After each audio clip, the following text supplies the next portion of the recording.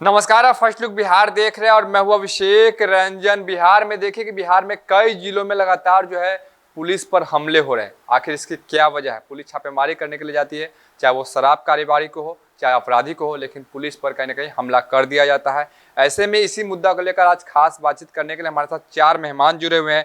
अनिल शंकर ठाकुर जो retired police inspector है, professor Arun Kumar Singh जो राजनीतिक विश्लेषक है, रमेश कुमार ओझा उर्फ रमेश विप्लवी पूर्व सरपंच खबरा के हैं, और सीनियर पत्रकार रविंद्र कुमार सिंह हैं। चारों मेहमान हैं। तो जानेंगे जिस प्रकार से लगातार जो है पुलिस पर हमले की बात निकलकर सामने आ रही है। आज भी मुजफ्फरपुर की अगर बात करें कि 2 दिन पहले मुजफ्फरपुर के बेला थाना अंतर्गत पुलिस टीम पर हमला हुआ है और 3 पुलिसकर्मी घायल हुए हैं। ऐसे में सीनियर पत्रकार है रविंद्र कुमार सिंह, इनसे जानते हैं सर, लगातार जिस प्रकार से पुलिस टीम पर हमला हो रही है, छापेमारी करने पुलिस जा रही है और पुलिस पर आक्रोशित लोग हमला कर दे रहे हैं, यह बहुत ही चिंता का विषय है। पुलिस पर लगातार हमला का सिलसिला जारी है, यह थमने का नाम नहीं ले रहा है।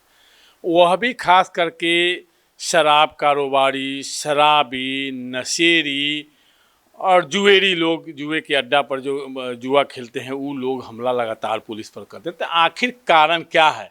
इसमें पुलिस और सरकार दोनों को आत्ममंथन करने की ज़रूरी है। समाज को भी इसमें आत्ममंथन करना पड़ेगा, समाज कहाँ जा रहा है, और पुलिस और प्रशासन जो है उसमें कहीं न कहीं कुछ ह्रास हुआ है, कुछ कमियां हैं, जिसके कारण आखिर जिस पुलिस का खौफ था, जिस पुलिस को देख करके लोग डरता था, आज उस पुलिस पर हमला कर रहा है। तो इसमें सरकार को भी सोचना चाहिए, पुलिस के बड़े पदाधिकारी को भी सोचना चाहिए कि उस पर हमला क्यों हो रहा है। कहीं न कहीं पुलिस की कमी है। पुलिस या तो जो लगातार भ्रष्टाचार का आरोप पुलिस पर लग रहा है, कारण वह भी हो सकता है जो आखिर पुलिस पर हमला क्यों करेगा। लोग उब चुका होगा पुलिस की कार्यशैली से, जिसके कारण पुलिस पर लोग हमला कर देता है। इसलिए आत्ममंथन की जरूरत है। क्या कुछ लग रहा है? आप तो सरपंच भी रह चुके हैं और जिस प्रकार से पुलिस टीम पर हमला हो रही है, तो क्या पुलिस और पब्लिक के बीच कॉम्बिनेशन नहीं बैठ पा रहा है? निश्चित तौर पर पुलिस और पब्लिक के बीच जो तालमेल बैठना चाहिए वो तालमेल नहीं बैठ रहा है। पुलिस की कार्यशैली से आम लोग उब चुका है। यही कारण है कि वो अपने गुस्से का इजहार जगह जगह पर कर रहे हैं। निश्चित तौर पर पुलिस को आम जनता के साथ समन्वय स्थापित करते हुए जमीनी स्तर पर जाकर के काम करना पड़ेगा और अपने दामन पर जो दाग है भ्रष्टाचार का दाग, उस दाग को मिटाना पड़ेगा। जब तक पुलिस विभाग अपने ऊपर भ्रष्टाचार का जो दाग है नहीं मिटाएगा, तब तक इस प्रकार की घटना आने वाला दिनों में और अधिक बढ़ेगी। आम जनता में पुलिस के प्रति जो गुस्सा है, नाराजगी है, उसी का यह इजहार विस्फोटक रूप ले रहा है, जो देखने में लग रहा है। लगातार जो है जो मुख्यालय, पुलिस मुख्यालय की तरफ से प्रोफेसर साहब और सभी पुलिस पदाधिकारी को निर्देश दिया जाता है कि पुलिस और पब्लिक के बीच में समन्वय हो, यानी कि अच्छा रिश्ता हो और इसको लिए काम किया जाए, लेकिन कहीं ना कहीं नीचे का जो पदाधिकारी है वो पब्लिक के साथ कॉम्बिनेशन नहीं बैठा पाता। देखिए, ये पूरे मामले को अगर सही रूप से समझना है तो इसके जड़ में जाना होगा, और जड़ में जाना होगा कि भारतीय लोकतंत्र में जो परिस्थितियां बनी हैं उसमें हम लोगों ने देखा कि राजनेताओं ने अपराधियों का सहारा लिया था चुनाव जीतने के लिए। बाद में अपराधी ये समझने लगे कि जब राजनेता को वो चुनाव में जिताते हैं तो क्यों नहीं वही चुनाव लड़ें, और इस तरह से बड़े पैमाने पर अपराधी तत्व जो थे वो विधानसभाओं में और लोकसभाओं में पहुँचे। अगर आप उसका आकलन करेंगे तो आपको ऐसा लगेगा कि एक बहुत बड़ी संख्या, एक समय में तो कहा जाता था कि लोकसभा में लगभग 1/3 लोग ऐसे थे जिन पर बहुत गंभीर मुकदमे चल रहे थे, गंभीर तरह के ये वारदात में वो फंसे हुए थे।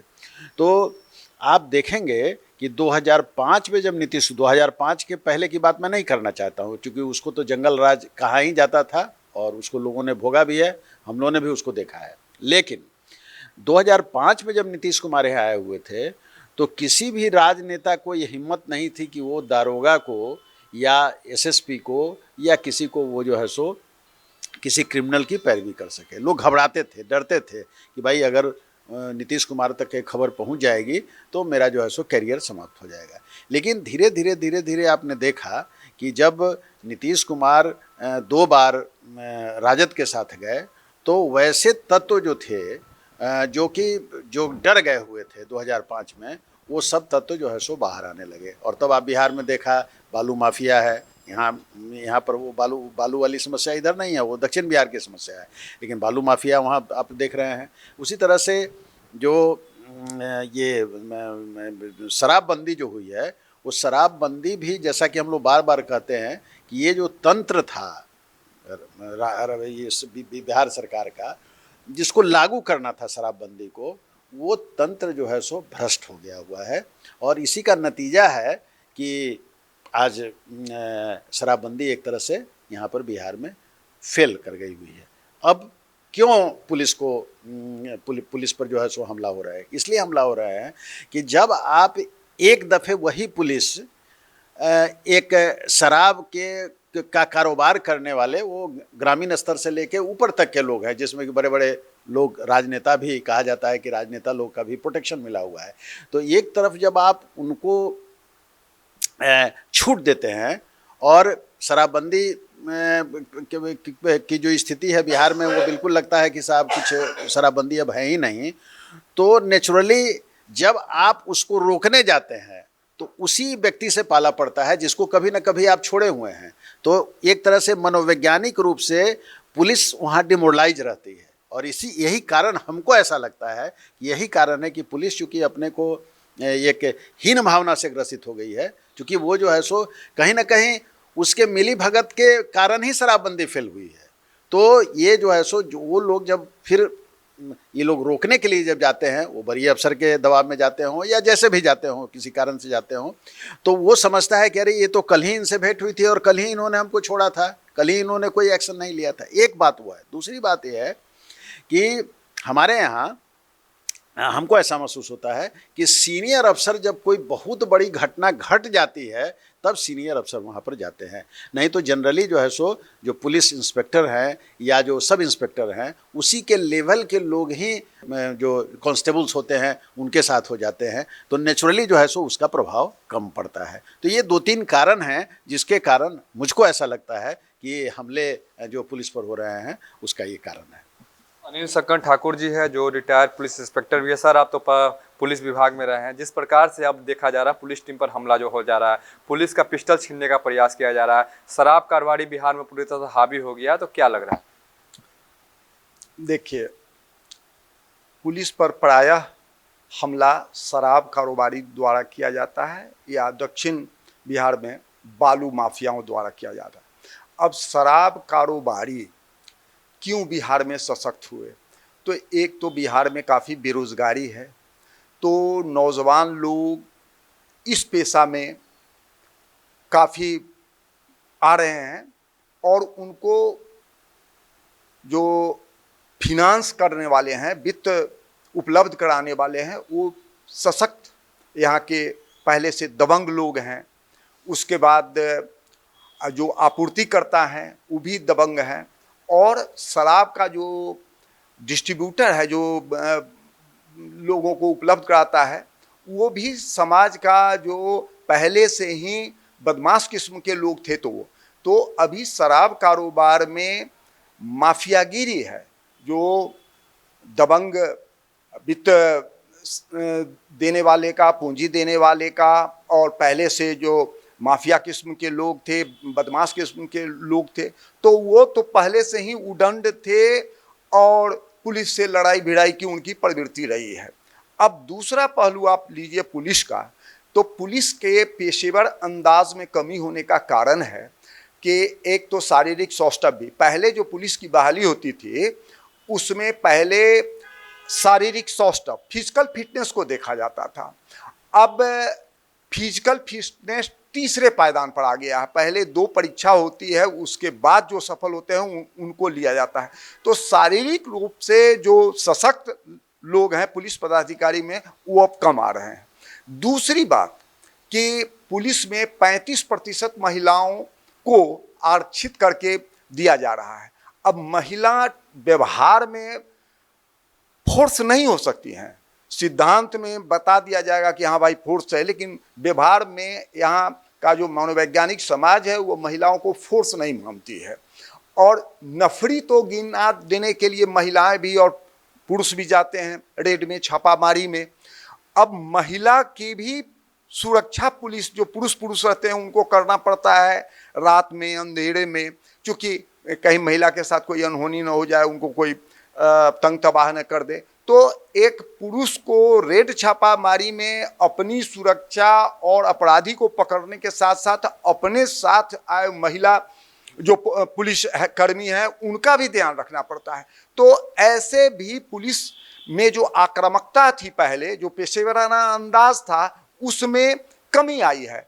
और पुलिस पर पहले कार्य का इतना दबाव नहीं था, अब लॉ एंड ऑर्डर, ट्रैफिक, उसके बाद नेताओं का आवागमन काफ़ी बढ़ गया है। तो पुलिस की जो संख्या बल है वो व्यवहारिक रूप में घट गई है और रेड छापामारी में सशक्त भूमिका नहीं हो पाती है। अब तीसरा भी कारण है कि पुलिस की जो आक्रामकता थी, जो पेशेवराना अंदाज था, जो सशक्ति से वो रेड छापामारी करते थे, उस पर मानवाधिकार आयोग और मीडिया का भी काफ़ी नियंत्रण हुआ है। पुलिस ने अगर रेड छापामारी के दरमियान कुछ बल प्रयोग किया तो उस बल प्रयोग में कोई हादसा हो गया तो मानवाधिकार आयोग उसमें अपनी भूमिका करते हैं, वहाँ जा करके, और मानवाधिकार वाले कई पुलिसकर्मियों को सजा भी हुई है, पुलिस पदाधिकारियों को सजा हुई है। इससे लोग डर गए हैं। और आजकल ये सोशल मीडिया का ज़माना है, हर मोबाइल में बच्चा भी वीडियो बना ले रहा है। तो पुलिस अब कोई भी कार्रवाई करने से, खास करके आक्रामक कार्रवाई करने से डरती है और अपने नौकरी को प्रथमतः रखती है, कर्तव्य परायणता को द्वितीय मानदंड पर रखती है। तो इसलिए जो पुलिस पर हमला हुआ है इसमें अब पुनः एक जो शारीरिक सौष्ठव जो पहले था, फिजिकल फिटनेस था, उसको अव्वल रखना होगा। और महिला का जो आरक्षण है, महिला 5% हो, जहां जरूरत है घर में देखना या फ्रिस्किंग चेकिंग जो है बड़े बड़े जुलूस में, लेकिन फोर्स के रूप में महिला के आ जाने से पुलिस बल कमजोर हुआ है मनोवैज्ञानिक रूप से।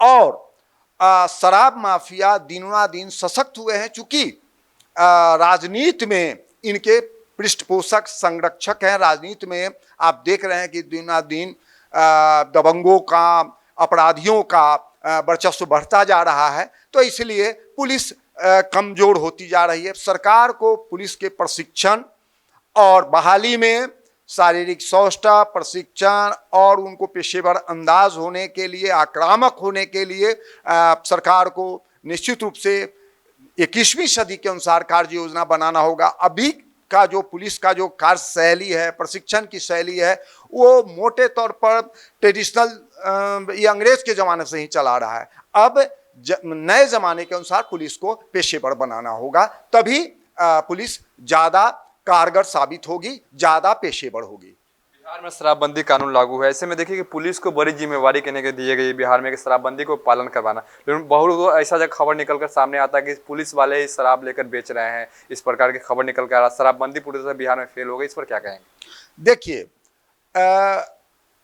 शराब जो है गांव के सुदूरवर्ती इलाके में ज़्यादा होता है, क्योंकि रात में बाग में, बगीचा में, सुदूरवर्ती इलाके में बाहर से शराब आता है और उसको गुपचुप तरीके से भी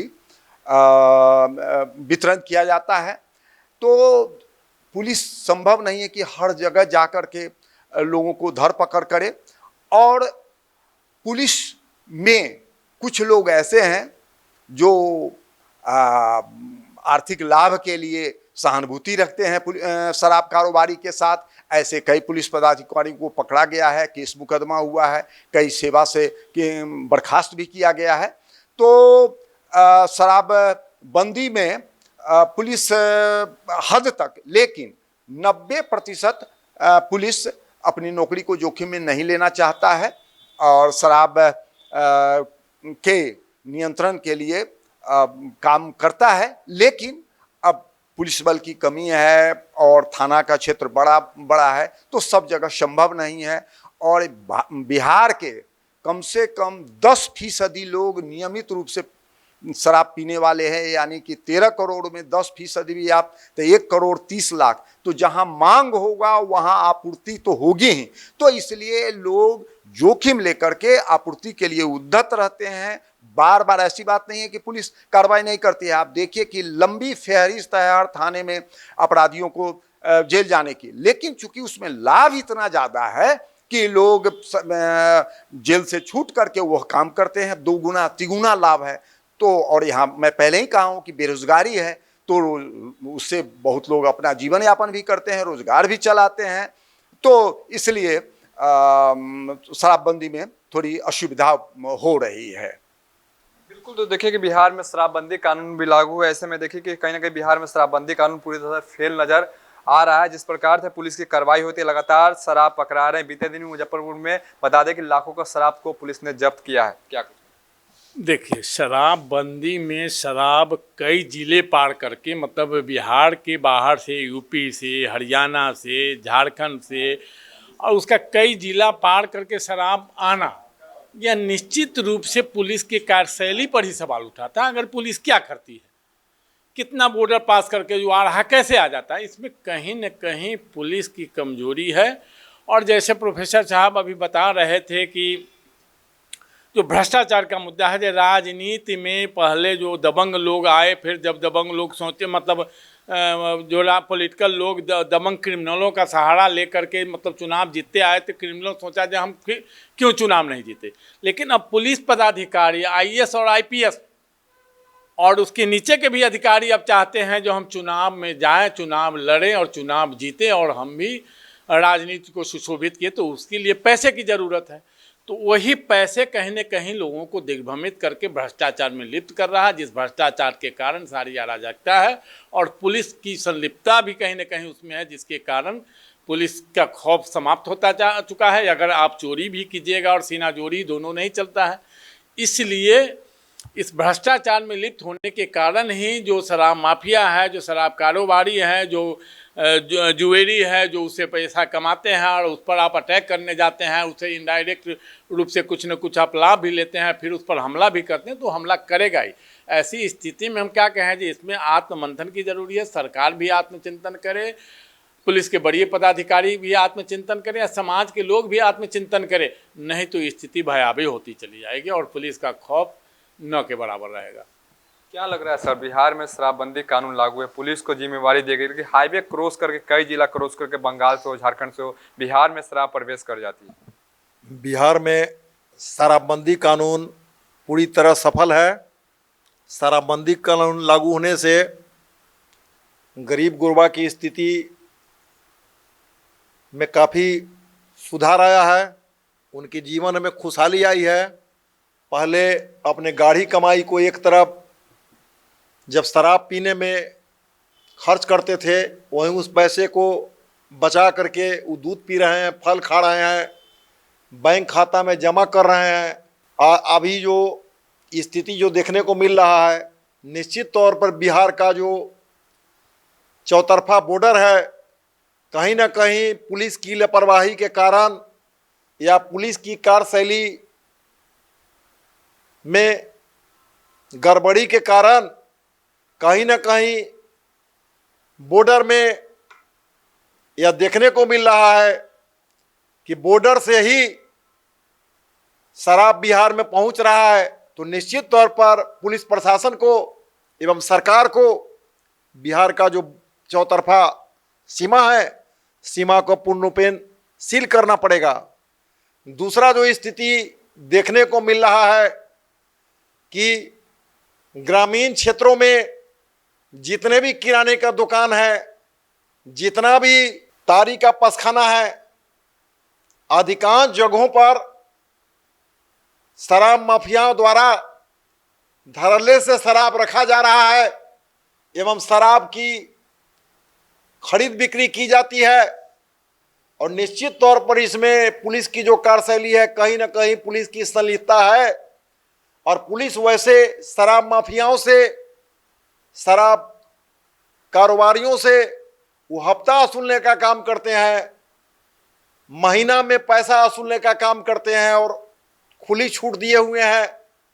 यही कारण है कि पुलिस के प्रति आम लोगों में जो भरोसा, विश्वास, जो 20 बरस 25 बरस पहले जो देखने को मिलता था, पूरी तरह पुलिस का इकबाल आम जनता के ऊपर से समाप्त होता जा रहा है। यही कारण है कि जगह जगह पर पुलिस टीम पर हमला देखने को मिल रहा है, पुलिस का हथियार छीना जा रहा है। अभी भी अगर पुलिस अपने आप में सुधार अगर नहीं लाती है तो आने वाले दिनों में और इसका विस्फोटक रूप देखने को मिलेगा। आज जो थानों की स्थिति है, अधिकांश थानों में जो शांति समिति बनाई गई है पुलिस के द्वारा, वैसे लोगों को शांति समिति का प्रतिनिधि बना करके रखा गया है जो समाज के समाजसेवी हैं, जनप्रतिनिधि हैं। जनप्रतिनिधियों को, समाज सेवियों को शांति समिति से दूर रखा जाता है।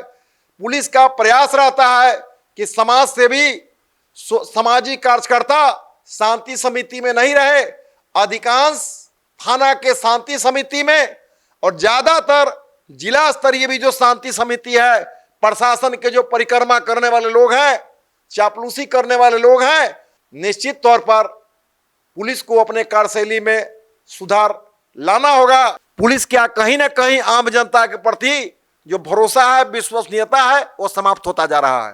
बिल्कुल। तो देखिए कि जिस प्रकार से बिहार में शराबबंदी कानून भी लागू है, ऐसे में बता दें कि पुलिस के कार्यशैली पर भी इन दिनों काफी ज्यादा सवाल उठ रहा है। बीते दिन आपने देखा कि मुजफ्फरपुर के सिपाही पट्टी में एक दरोगा को घूस लेते हुए रंगे हाथ निगरानी विभाग के टीम ने दबोचा था। इसके साथ बता दें कि आज भी बिहार के और भी कई जिला में ऐसा मामला सामने आया जहां पर पुलिस पदाधिकारी को रंगे हाथ घूस लेते हुए निगरानी विभाग ने दबोचा है। तो देखिए कि पुलिस पर भी कई सारे सवाल अब उठ रहे हैं कि जिस प्रकार से पुलिस की कार्यशैली चल रही है, ऐसे में लगातार जो बिहार में पुलिस टीम पर अब हमला भी हो रहा है। हालांकि पुलिस के द्वारा कार्रवाई भी की जा रहा है। आज भी जो बता दें कि बेला थाना अंतर्गत भी जो हमला हुआ उसमें पुलिस ने 16 लोगों को नामजद और 50 अज्ञात पर FIR किया है और सभी गिरफ्तारी के लिए पुलिस छापेमारी कर रही है। तो देखना होगा कब तक ये पुलिस पर हमला थमेगा और पुलिस के कार्यशैली पर जो सवाल उठ रहे हैं वो उस पर कब रोक लगेगा। बने